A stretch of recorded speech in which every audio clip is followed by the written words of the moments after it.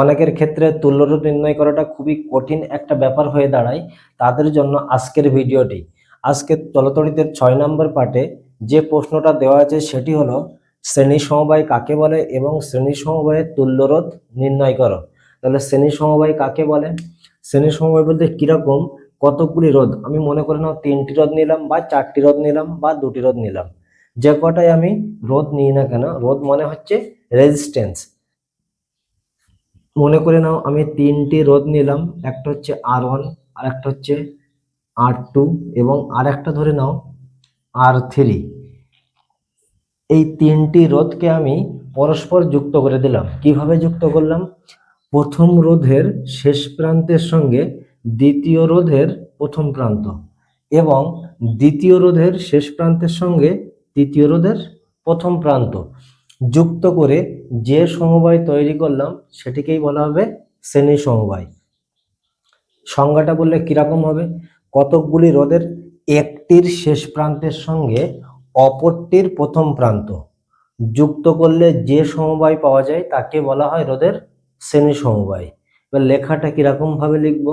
লেখাটা আমরা ঠিক এইভাবেই লিখবো যে কতকগুলি রোধের একটির শেষ প্রান্তের সঙ্গে অপরটির প্রথম প্রান্ত যুক্ত করলে যে সমবায় পাওয়া যায় তাকে বলা হয় কি? রোধের শ্রেণী সমবায়। এই রোধের শ্রেণী সমবায়ের সব থেকে উল্লেখযোগ্য বৈশিষ্ট্য কি? প্রতিটি রোধের মধ্য দিয়ে একই তড়িৎ প্রবাহিত হয়।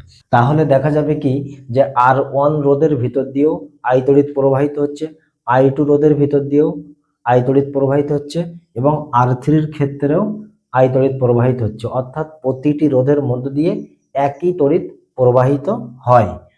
সেই জন্য কি লিখতে পারি? বৈশিষ্ট্য।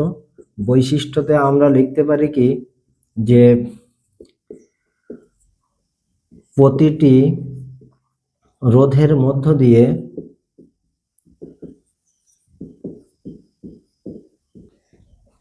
একই তড়িৎ প্রবাহিত হয়। অর্থাৎ এখান থেকে বলা যায় কি যে শ্রেণী সমবায়ের ক্ষেত্রে 3টি রোধের মধ্য দিয়ে প্রবাহ মাত্রা একই থাকে। একই সঙ্গে এখানে যে প্রশ্নটি দেওয়া ছিল সেটি হলো শ্রেণী সমবায়ের তুল্যরোধ নির্ণয় করো। এই প্রশ্নটা অনেকেই খুবই কঠিন ভাবে নিয়ে নিচ্ছে এবং এই প্রশ্নটা অনেকেই পাচ্ছে না।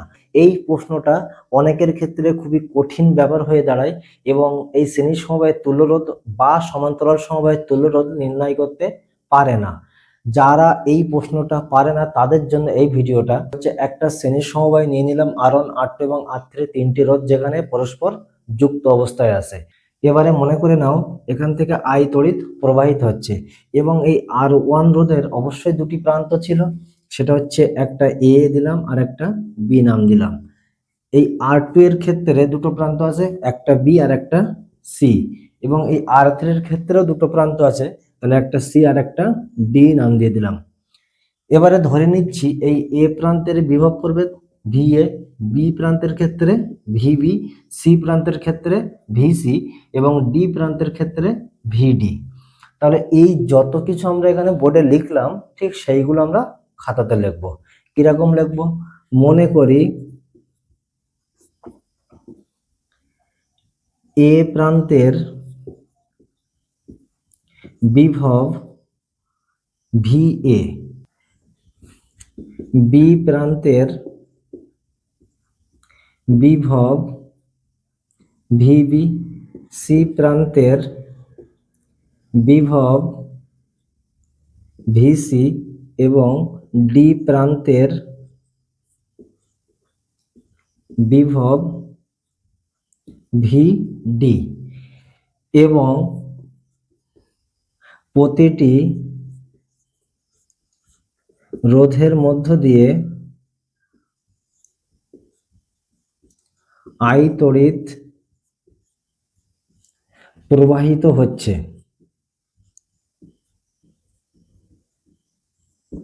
এখন আমাদের কাজ কি? এখন আমাদের কাজ হচ্ছে এ এবং এই বি প্রান্তের মধ্যে ওহমের সূত্র প্রয়োগ করব। তাহলে লিখতে পারি কি এ ও বি প্রান্তের মধ্যে ওহমের সূত্র প্রয়োগ করে পাই।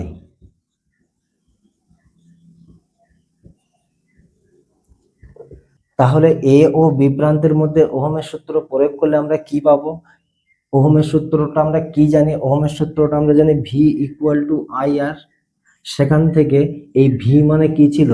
দুই প্রান্তের বিভব পার্থক্য ছিল, এবং দুই প্রান্তের বিভব পার্থক্যকে আমরা লিখতে পারি কি V A V B equal to I R one. কেন আর ওয়ান লিখছি? কারণ এখানে আর এর পরিবর্তে কি আছে? আর ওয়ান আছে।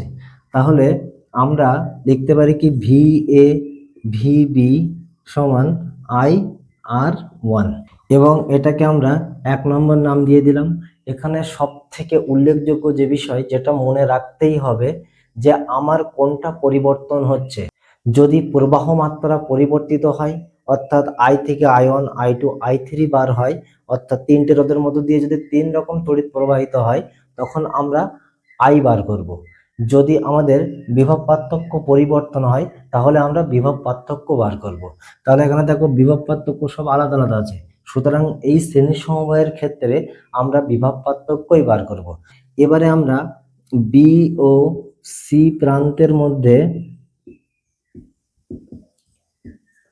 ওহমের সূত্র প্রয়োগ করে পাই।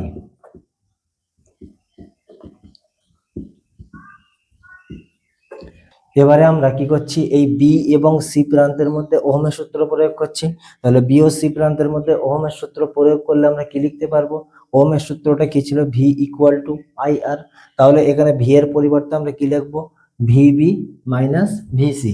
তাহলে ভিবি মাইনাস ভিসি সমান কি লেখা যাবে? I R two. এই আর এর পরিবর্তে আমরা এবার কি লিখবো? আর এর পরিবর্তে লিখবো আর টু। তাহলে এটা 2 নম্বর দিয়ে দিলাম। এবার আমাদের কাজ কি? এবার আমাদের কাজ এই ভিসি এবং এই ভিডি। তাহলে আমরা লিখতে পারি সি এবং ডি প্রান্তের মধ্যে ওহমের সূত্র প্রয়োগ করে পাই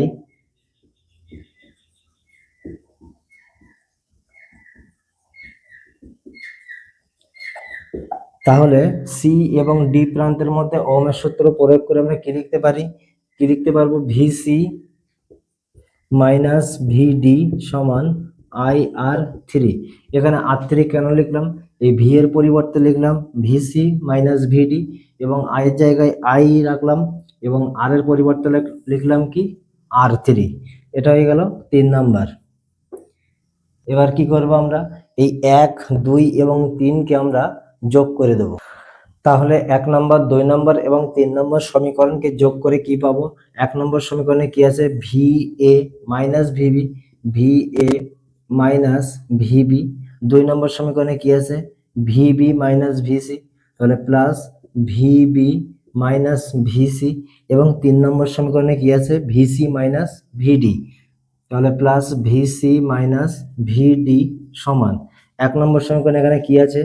আই আর ওয়ান প্লাস 2 নম্বর সমীকরণে আই আর টু, এখানে বসিয়ে দিলাম আই আর টু। 3 নম্বর সমীকরণে কি আছে? I R three, I R three. তাহলে 1 নম্বর, 2 নম্বর এবং 3 নম্বর সমীকরণকে যোগ করলাম। এখানে যোগ করলে কি পাওয়া যাচ্ছে? এই প্লাস ভিসি মাইনাস ভিসি, এই প্লাস ভিবি মাইনাস ভিবি কেটে গেল। এখানে কেটে যাওয়ার পরে কি কি পড়ে থাকছে? এখানে পড়ে থাকছে ভি এ মাইনাস, এখানে পড়ে থাকছে ভি ডি সমান, এই পার্টটাতে প্রত্যেকটার ভিতরে আই কমন আছে, তাহলে আই কমন নিলাম। নেওয়ার পরে কি পড়ে থাকছে? আর one plus R two plus R three. তাহলে এটাকে নাম দিয়ে দিলাম কি? 4 নম্বর সমীকরণ। এবার আমাদের কাজ কি? এবার আমাদের কাজ হচ্ছে এই 3টি রোধের পরিবর্তে আমরা একটাই রোধ ব্যবহার করব, এবং সেই রোধটাকে কি নাম দেবো? আর এস। তাহলে 3টি রোধের পরিবর্তে যদি একটা রোধ ব্যবহার করা হয়, আর এস রোধ, এবং এটা এ প্রান্ত, এটা ডি প্রান্ত। তাহলে এ প্রান্তের বিভব পার্থক্য কি ছিল? ভি এ, এবং ডি প্রান্তের ক্ষেত্রে কি ছিল? ভিডি। এবং এর মধ্য দিয়ে যদি আই তড়িৎ প্রবাহিত হয়, ঠিক যেটা আমি এখানে ছবি আঁকলাম, ঠিক সেটা আমাকে আবার লিখতে হবে, যে কিরকম লিখতে হবে। অতএব 3টি রোধের পরিবর্তে